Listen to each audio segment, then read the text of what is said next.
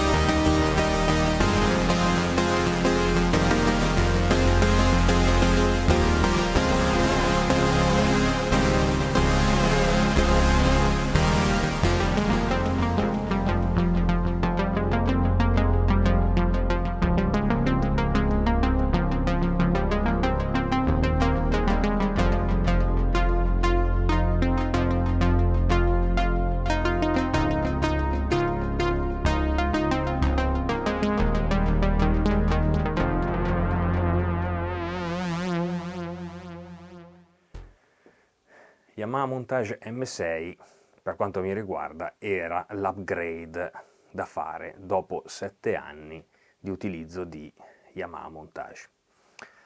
È un modello che comunque ha sostituito appunto Montage, che è stato in produzione dal 2016 fino al 2023.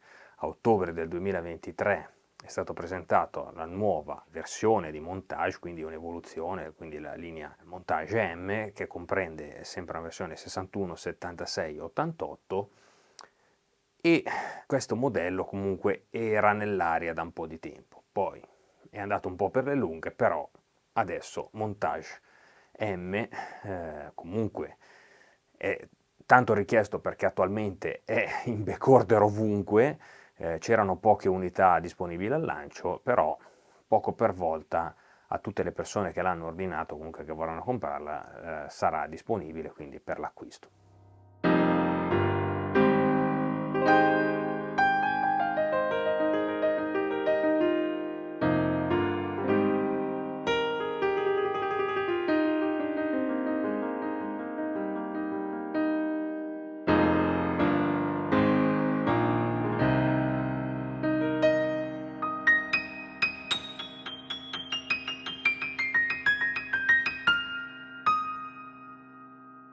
Yamaha Montage M è l'upgrade che stavamo aspettando. Yamaha, come sempre, cosa ha fatto? È rimasta, riagganciandomi poi anche a un discorso che io ho fatto, se l'avete già vista, la recensione appunto di qualche anno fa di Montage. Già con Montage era stato fatto un percorso che rendeva, comunque c'era stata fatta della retrocompatibilità con la serie Motif, e quindi si poteva importare nello strumento tutto quello che era il nostro lavoro di anni. Quindi potevamo importare i suoni di Motif XF, potevamo importare i suoni di Motif XS, convertire quelli di Motif ES e comunque le voice essere importate dentro Montage. Già con Montage era possibile comunque andare sul sito di Yamaha e anche convertire i file originari di X7 e di X5, convertirli, esportarli e importarli dentro lo strumento. Con questo nuovo strumento chiaramente vengono fatti dei miglioramenti, perché comunque lo strumento era già ottimo, ma aveva comunque nel 2023 ormai dei limiti hardware. Yamaha, come tutti gli altri, dopo tot anni deve innovare per due motivi. Il primo è perché comunque è un'azienda e deve vendere, e il secondo è perché uno strumento hardware arriva a un certo punto della sua esistenza dove non può più essere aggiornato, cioè non ha più senso aggiornarlo perché ci sono dei chiari limiti hardware. Di conseguenza i due punti combaciano, quindi c'è il discorso di dover vendere, quindi fare un modello nuovo, e anche il non poter aggiornare più perché l'hardware non ce la fa più. determinati utenti si sentono offesi perché, tanto per dire, il motore ANX non è stato implementato nella serie precedente. Non è stato implementato nella serie precedente perché l'hardware non era all'altezza di supportarlo, quindi la scelta è stata fatta in modo tale da dire: io per avere una funzione tale devo avere un hardware in grado di lavorare bene e poterla supportare.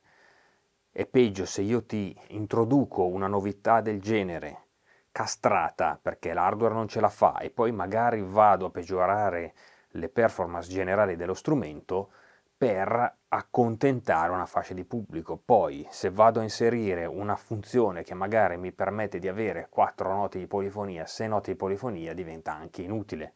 Quindi piuttosto faccio, come in questo caso, un hardware in grado di supportarlo e quindi posso introdurre delle novità che non sono appunto solo il motore ANX, ma ce ne sono anche altre che vediamo tra poco.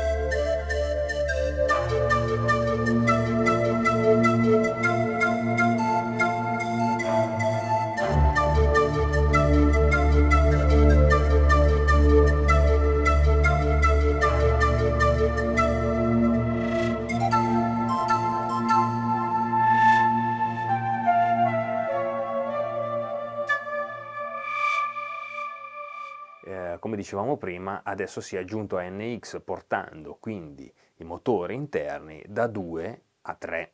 Prima c'era solo AVM2 e FMX, adesso c'è AVM2, FMX e ANX. Tutte queste tre sintesi possono convivere tra loro, chiaramente hanno una polifonia dedicata. La polifonia rispetto a prima è cambiata, adesso si arriva, Yamaha dice 400 note di polifonia, però sono chiaramente suddivise. Abbiamo 128 note per FMX, 128 note per AVM2 preset, 128 note per AVM2 user e 16 note di polifonia per ANX. Anche qui qualcuno magari sente 16 note di polifonia su ANX come poche, però sul mercato, se noi guardiamo, ci sono tantissimi sintetizzatori analogici che hanno meno di 16 note di polifonia o comunque che hanno o 8 o 16 note di polifonia. È comunque un qualcosa di standard, perché per la tipologia di sintesi 16 note possono bastare. Poi questo motore chiaramente può convivere con FM e con AVM, quindi dal momento in cui anche FM è in grado di riprodurre determinate sonorità e AVM2 idem, chiaramente le possibilità aumentano esponenzialmente. Inoltre, rispetto a prima, la parte di AVM2, se noi ragioniamo in termini di suono, quindi di performance, ci sono 8-16 parti. Ogni parte prima aveva 2 oscillatori, adesso ogni parte ha a sua volta la possibilità di arrivare fino a 128 elementi, quindi 128 parziali. Anche solo ragionando su 8 parti fate 128 per 8 e viene fuori un qualcosa di improgrammabile, perché è un numero talmente alto di parziali che nessuno praticamente riuscirebbe mai a riempire o comunque a fare un suono con un senso compiuto, perché si può mettere dentro di tutto ma diventa una cozzaglia di cose, chiaramente bisogna ragionare sul suono che funziona, quindi la possibilità è smisurata. Quindi anche avendo 16 note di polifonia per la NX, le possibilità dello strumento sono elevate.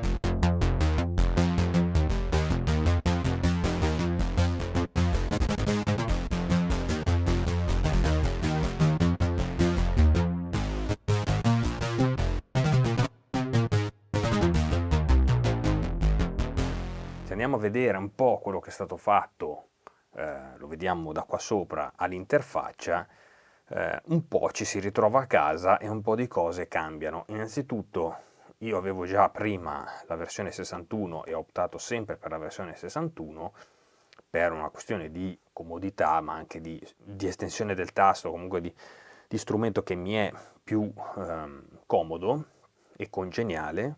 Praticamente alcune cose sono uguali e alcune cose sono diverse. Quindi la forma dello strumento, per esempio, sia sulla 61 sulla 76 che la 88 è rimasta assolutamente la stessa. Quindi esteticamente, esteriormente, le misure sono le medesime. Quindi abbiamo le stesse misure della serie precedente. Quindi se ad esempio voi passate da un Montage 6 a un M6, da un Montage 7 a un M7, un 8 a un M8X e avete una custodia, non dovete cambiarla perché funzionerà perfettamente. Quindi non cambiano di 1 mm. Passiamo invece a quelle che sono le differenze. Prima cosa, la meccanica. La meccanica sulla 61 e sulla 76 è la medesima, quindi FSX semipesata con aftertouch monofonico. È una meccanica che io trovo ottima, a me piace veramente tantissimo e funziona, cioè nel senso scorre bene sotto le dita, è silenziosa, anche l'aftertouch funziona bene, è una meccanica che io adoro e secondo me è una delle più belle meccaniche di questa categoria. Se la gioca tranquillamente con altre meccaniche di altri brand tipo Fatar, ad esempio, ce ne sono altre molto belle, però una di quelle proprietarie, comunque produttore di strumento, produttore di meccanica, secondo me questa è una delle migliori sul mercato. Quindi 61 e 76 stesso tasto FSX. La 88 invece ha un tasto diverso. Innanzitutto adesso il tasto è ibrido plastica-legno, quindi similare a quello del CP88 per intenderci, no? Come cosa.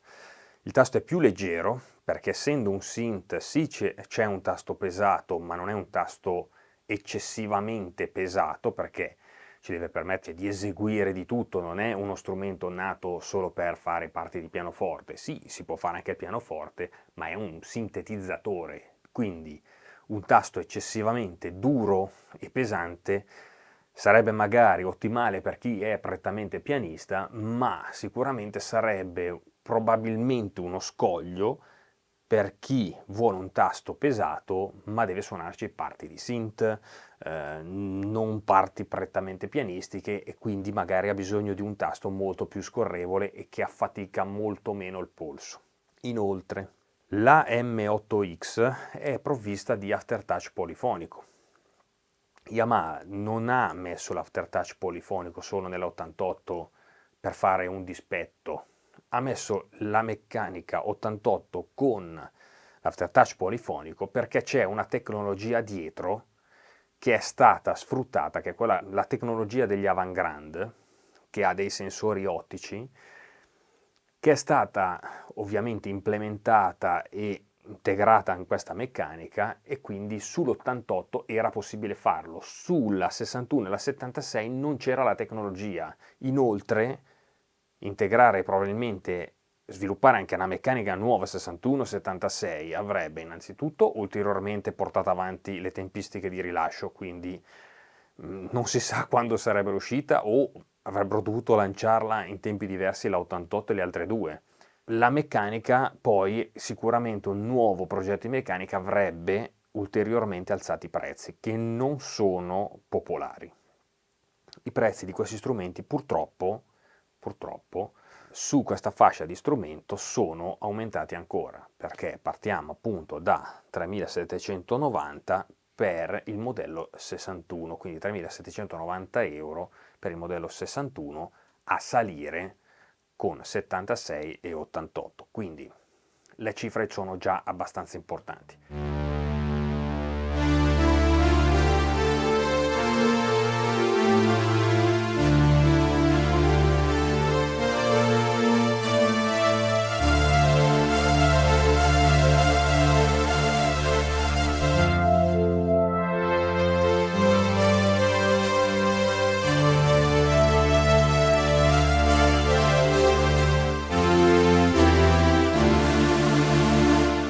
Torniamo invece su quello che è il pannello e vediamo che innanzitutto, vabbè, la parte di display è rimasta la stessa, cioè nel senso è lo stesso schermo, è molto più rapido rispetto alla precedente versione, molto più reattivo, merito anche dei processori nuovi che ci sono all'interno dello strumento.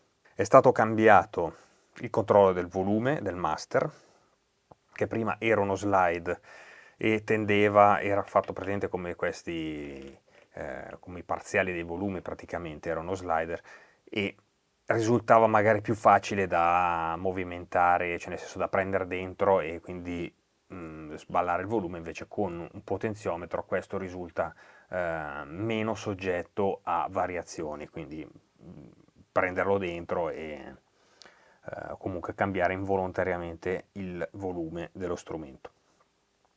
Scendendo abbiamo sempre pitch e modulation wheel, che sono uguali. È stata cambiata questa parte, quindi abbiamo il portamento dedicato sul pannello con il suo potenziometro.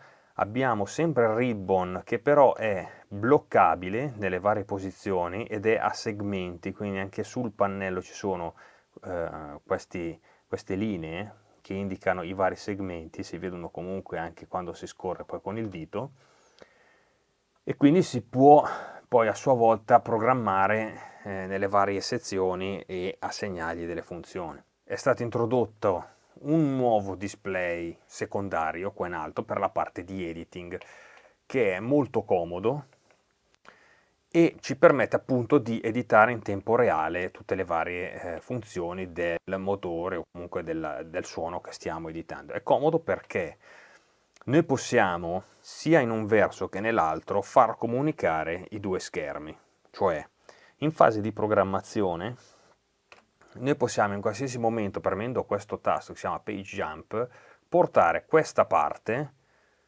quindi tutto quello che vediamo qui, ad esempio noi andiamo sull'amplificatore, premiamo e ce l'abbiamo anche di qua. Però cosa facciamo? Noi possiamo anche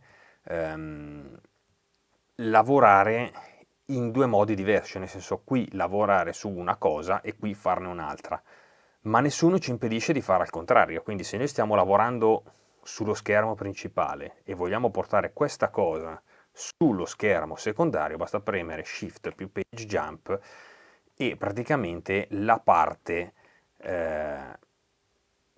chiaramente alcune funzioni non sono visibili su questo schermo, però quelle principali, quindi quelle che si vedono anche assegnate qua, se noi siamo in una di quelle sezioni su questo schermo possiamo farla andare su quello secondario e magari fare altre operazioni sullo schermo principale, quindi questo è comodo sia quando stiamo programmando ma anche eventualmente dal vivo.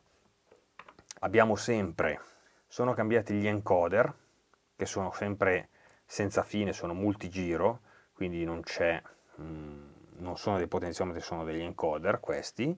Abbiamo un riferimento visivo sugli slider qui di fianco in base al motore che stiamo utilizzando, ad esempio se siamo su ANX diventano verdi, se siamo su AVM2 diventano blu, se siamo su FMX, prendiamo un suono FMX, sono sempre blu, però chiaramente ogni engine ha uno schermo dedicato, ad esempio con ANX abbiamo la parte degli oscillatori, quindi tutta la parte di synth la possiamo programmare direttamente da questo schermo superiore senza andare per forza nello schermo principale. Chiaramente premendo page jump abbiamo tutto qua dentro con anche più parametri. Poi alcuni tasti erano già presenti, tipo le scene, sono stati spostati, quindi è stato fatto qualche cambiamento a livello di posizionamento all'interno del pannello. Sono stati aggiunti 6 encoder al di sotto del display che sono programmabili e assegnabili, quindi comunque sono assegnabili a determinate funzioni del suono.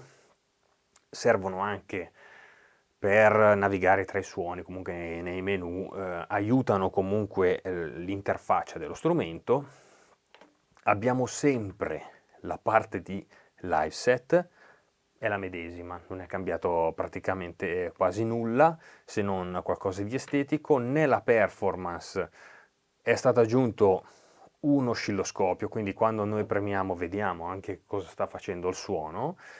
Ci sono delle schermate parziali comunque che ci fanno vedere in base a che cosa stiamo utilizzando, ad esempio per NX o altro, anche appunto questa parte di visualizzazione comunque sia dei layer che del motore. Quindi. E poi la parte che è cambiata maggiormente è la parte di destra, perché prima avevamo ancora dei tasti ridondanti che ricordavano tantissimo quello che era Motif, quindi la struttura era più o meno quella che anche sul live set ci permetteva di spostarci tra le pagine e il suono, quindi parte delle pagine a sinistra, parte dei suoni selezionati a destra. Invece adesso, se noi siamo dentro nel live set, i vari tasti comunque saltano tra i suoni, ma l'unico modo per spostarsi tra banchi e pagine, oltre al touch,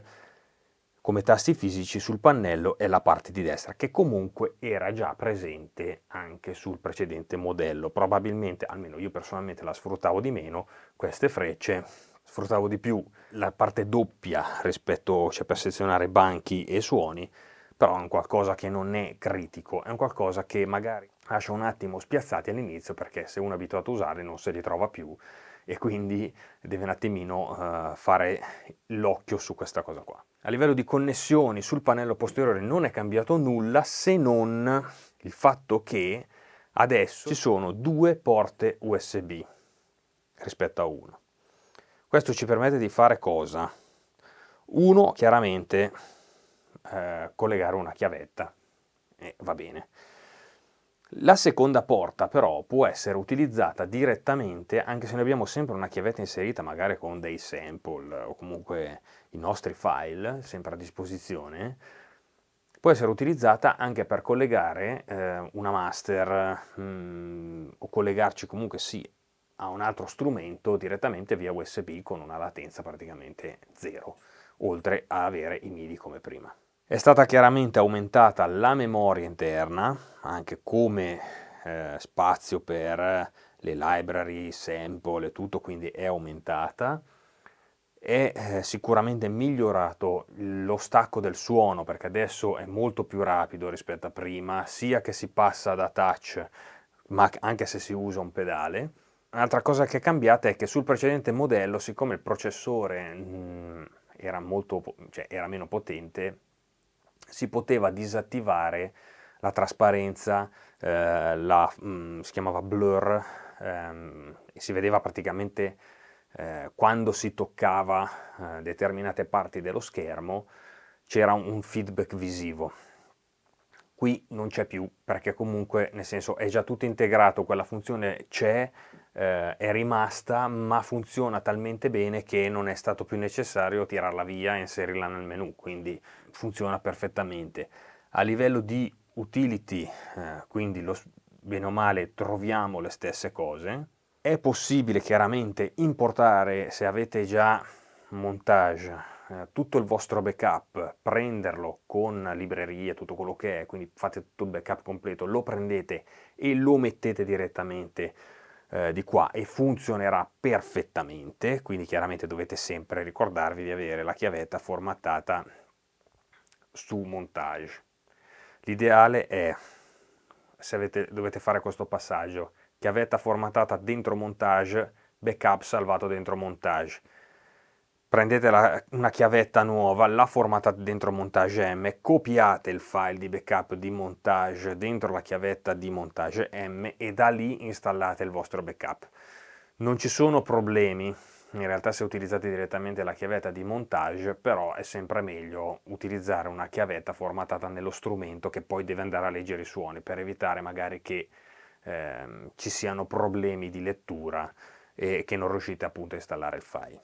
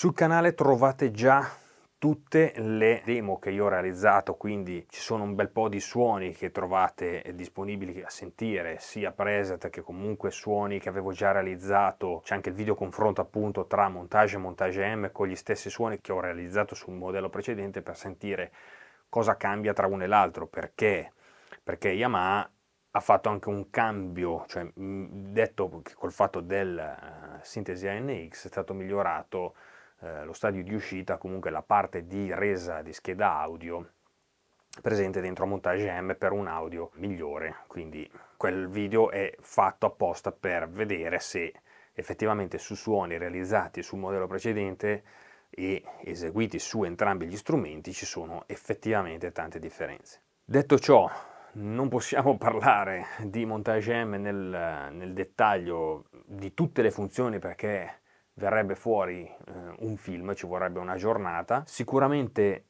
la domanda che tanti si fanno è, anzi in realtà se ne fanno due probabilmente, magari chi ha già il modello precedente si chiede vale la pena fare l'upgrade, e chi non ce l'ha si chiede vale la pena spendere quei soldi per questo strumento? La risposta per entrambe le domande secondo me è sì. Perché? Se avete già il precedente modello, questo è un bel upgrade, costa, perché comunque fare l'upgrade costa, bene o male un Montage, partiamo sempre dalla 61, lo riuscite a piazzare sui 1800 euro, poi comunque vi mancano 2000 euro per comprarvi questa, perché 1800 nella migliore delle ipotesi, e poi dovete arrivare a 3.790 euro per comprare questo strumento. I miglioramenti ci sono, lo strumento è stato migliorato, è più veloce, c'è la sintesi nuova che comunque suona veramente bene, non basatevi troppo sui preset ANX, lo strumento è ancora all'inizio, quindi tanti preset non sono ancora perfetti, anche Montage è stato migliorato nel corso degli anni e questo strumento farà la stessa cosa. Io ho realizzato dei suoni custom utilizzando ANX partendo da zero, dagli oscillatori base, e effettivamente alcuni suoni rendono veramente tantissimo. Quindi è una macchina completa, è una macchina che può funzionare sia in studio che dal vivo. Inoltre, il vantaggio di questo strumento, che non è possibile per chi non lo acquista né per chi ha il modello precedente, è il fatto che con questo strumento avete anche Montage M virtuale, perché Yamaha, oltre a questo strumento, quando andate a acquistare appunto la tastiera, tra i vari documenti, manuali, tutto, c'è dentro un codice. Questo codice è per Montage MSP, che praticamente è la versione virtuale completa di Montage M. Adesso c'è ancora una versione ridotta e in estate ci sarà la versione full. Questo cosa vi permette di fare? Innanzitutto questo software è gratuito per chi compra la tastiera, quindi potete tranquillamente lasciare in studio lo strumento, andare in giro a suonare con un portatile e avere gli stessi suoni, perché anche in quella versione virtuale potete tranquillamente scambiare i suoni ma anche caricare il vostro backup. Quindi prendete il backup di questo strumento, lo installate, lo caricate dentro nel computer, vi fate dare una master qualsiasi e avete gli stessi suoni identici senza dover spostare la tastiera. O al contrario, cioè nel senso io ho la tastiera pronta per andare in giro a suonare, magari nel case, devo fare dei suoni ho i miei suoni, voglio fare qualcosa in studio, accendo quel plugin e ho gli stessi suoni identici. Questa Montage MSP non è venduto a terzi, cioè se non comprate lo strumento non potete acquistare quel plugin perché è esclusivo di chi acquista Montage M. È un incentivo all'acquisto ed è un modo per supportare chi, soprattutto i professionisti, ma anche chiaramente gli amatori, comunque semiprofessionisti, che vanno in giro a suonare e magari hanno la necessità di poter sfruttare sempre i propri suoni, quindi non dover rifare magari il lavoro su Mainstage o su altre piattaforme, altri strumenti, ma poter avere sempre accesso ai propri suoni che sono stati fatti senza perdere nulla a livello di resa. Quindi potete addirittura, se avete un Mac o un computer molto performante, potete tranquillamente caricare più istanze di Montage MSP e quindi avere più Montage M in contemporanea, quindi tutto quello che può fare la tastiera lo può fare anche il software, però il software può essere moltiplicato n volte finché non esplode il computer, quindi finché la CPU ce la fa, potete utilizzarlo. L'upgrade vale la pena? Sì, se potete farlo, sì. Montage prima generazione non è uno strumento che ad oggi va buttato via, è comunque uno strumento che bisogna tenere in considerazione che non verrà più aggiornato e che comunque ha 7 anni sul groppone. Quindi 7 anni per l'elettronica è una vita e quindi se avete bisogno di uno strumento più performante, di uno strumento che sarà comunque supportato nel corso degli anni, che riceverà altri aggiornamenti e che probabilmente durerà altri 7 anni, perché mediamente la vita dello strumento penso che bene o male sarà sempre tra i 5 e 7 anni anche per questo strumento, direi che l'upgrade è da ponderare.